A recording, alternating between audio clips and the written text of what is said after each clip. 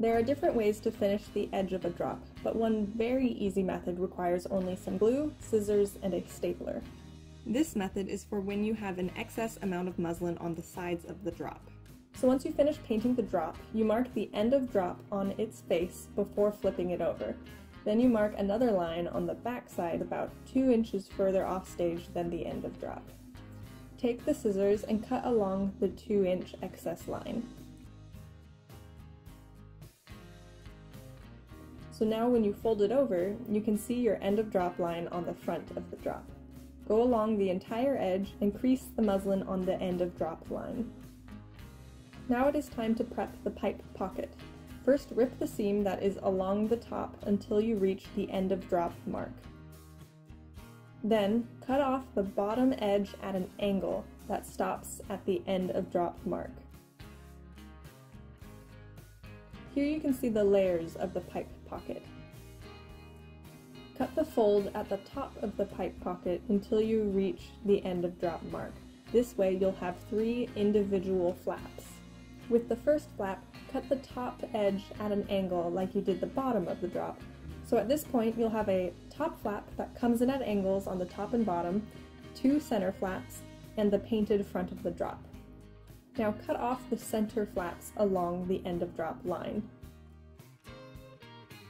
Next, you need to make a flap with the painted layer by cutting it at an angle until the end of drop mark. This flap will mirror the top flap you've already made. Now you can tuck these flaps into the pipe pocket. Make sure that you tuck the outside flaps into the center flaps so that they create one opening for the pipe.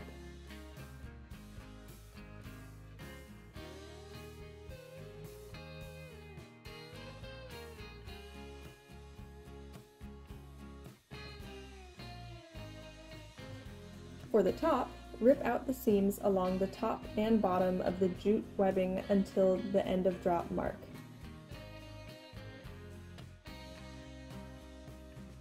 The top of the muslin is folded, so cut along that seam until the end of drop. Then you cut off the excess muslin and webbing along the end of drop line.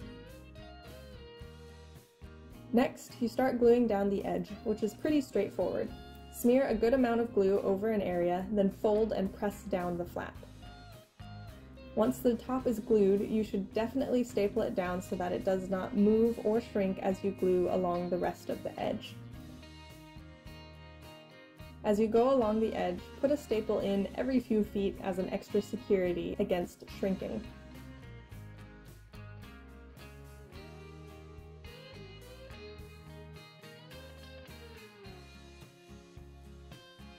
Once you reach the bottom, unfold the flaps so you can apply glue and glue them in place.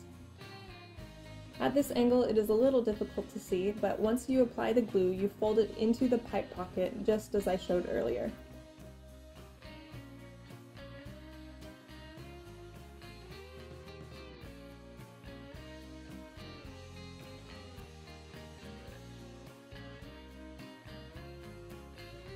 In the end, it looks like this. A clear opening for the pipe. And once again, staple down the bottom until it dries to prevent any shrinking. There you have it!